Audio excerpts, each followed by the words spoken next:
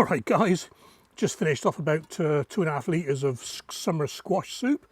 Tomato next, so it's ideal time to do the taste test for the pink accordion and give the mortgage lifter a second chance.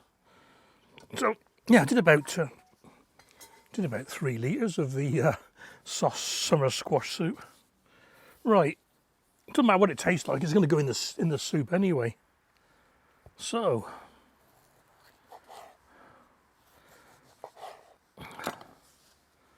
Here we go then. Well, I'll tell you what, that's quite nice.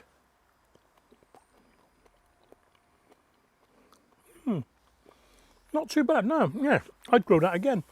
Oh, look at this. Yeah. A bit like, it is very similar tasting to the golden accordion, if I can remember. Well, let's do the mortgage lifter again. Let's take a bit off here.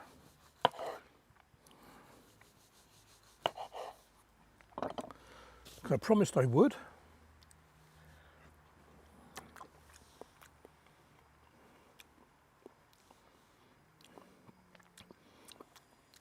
It's okay. I mean, it's not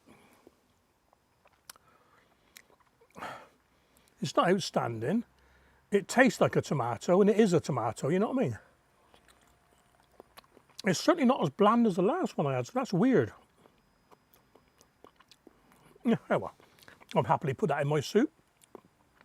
Whether I grow it again or not, don't know. Trouble with these big ones is you only get a few, don't you? I mean, few, say maybe 5 or 6 on a vine. Whereas the little tomatoes, you get loads and loads and loads and loads of them. Oh well. All right, catch you soon.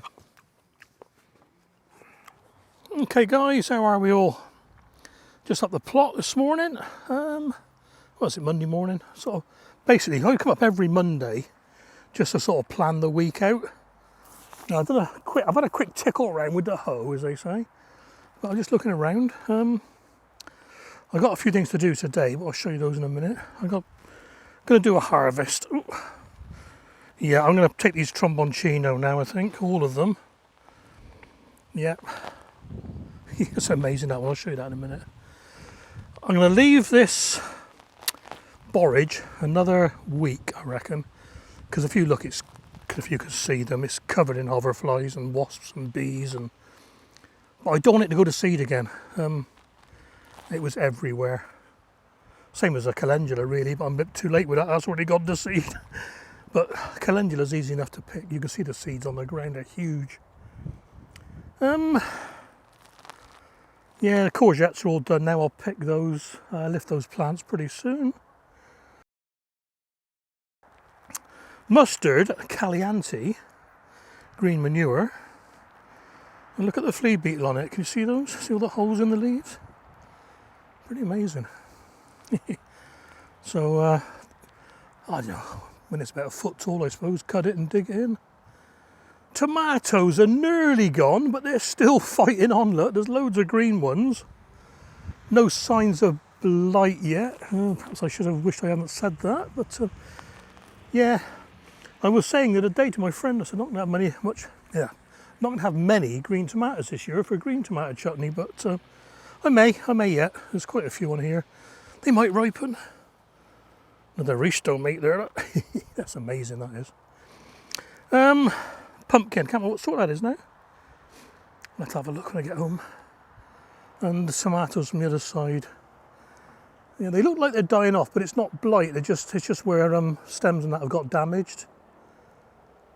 Cauliflowers in there. I've just seen one there that's bolted. Because I've been up for a couple of days. Look, it's bloomed, whatever they call it. Now that big marrow, that's gone over. So that'll be going in the compost, maybe today. But the other one's looking okay, that huge one over there. Ooh. Try and step over it all. Don't think it'll mind if a few leaves get damaged though. That's not too bad. Not as big as it has been in the past, but it'll do for something or other. Runner beans, oh my word, I just can't believe how it's producing now. When, well, really, I mean, it should have been over by now, you know. Slow start again, and loads and loads and loads every couple of days off here. Brilliant. Ooh, I just noticed another tromboncino growing there, look, a little dinky one. Oh no. I'll take these big ones today. They look ripe now, look. Tomatoes down there, cool. And those ones out the back there, you see those? Sorry if I'm moving around a bit.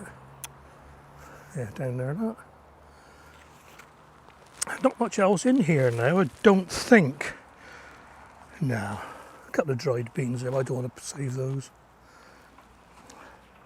Corn, that's all gone over now. Just picked the last couple of those.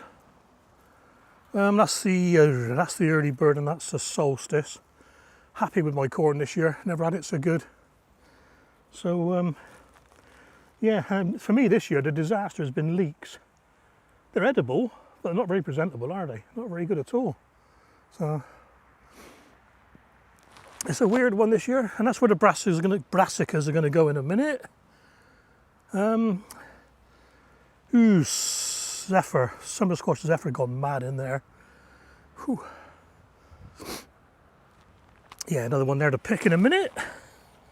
Ooh. Some more brassicas in the Brussels. Squashes galore in here. Oh, back in a second. Well, I had a little break there as a plot neighbour came along, which was quite good really, because I wasn't sure what to do with that squash. Where are we? So she's had that big squash from there. Zephyr, wherever it is. And a couple of the patty pans, and they've been going mad as well. I think that's as far as I got to on it. Brussels sprouts, they're doing well. I just lifted that weed there that's touching the net, so that'll be dying off pretty soon. Yeah, patty pans, I noticed there's a butternut over there. That's a butter ball in there, see it? And these are, we were talking about these on the Veg Growers podcast the other night. Cape gooseberries, they're just about to go papery, so they won't be far off being eaten.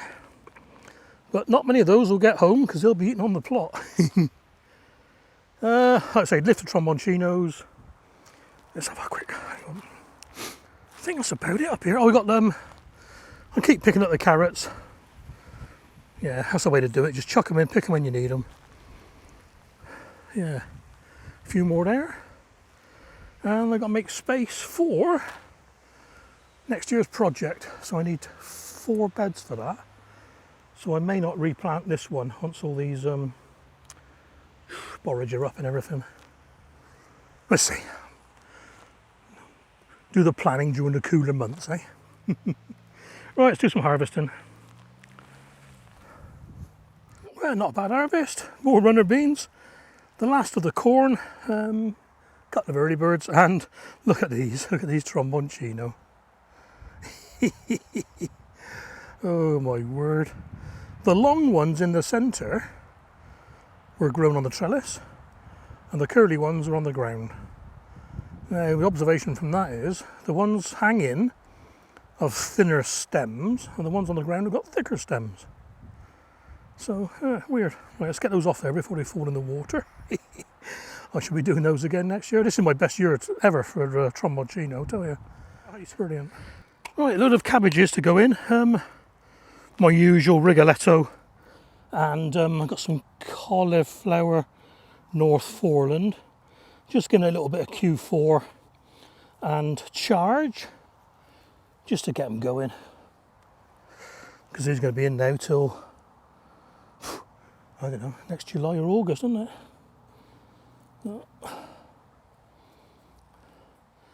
That'll do for that bit there. And they're well in need of planting on, look. So start in the centre. And these are going to go right down up to their first leaf. There we are.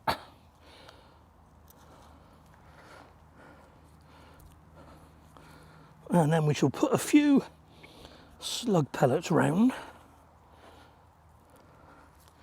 and a net over the top. So I'm doing 2 rows of 10, aren't I? Yeah.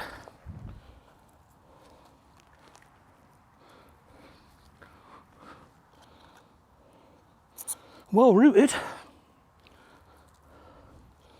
One more for here, and I'll go on the other side. Cut you off and then come back when it's all done. Oh, there we are, all in. They've had a quick spray of grazers, so fingers crossed the slugs lay off them for a bit. They should be big enough to cope now anyway. Quite large seedlings now, aren't they? Well, that's me for today, guys. Catch you in a bit.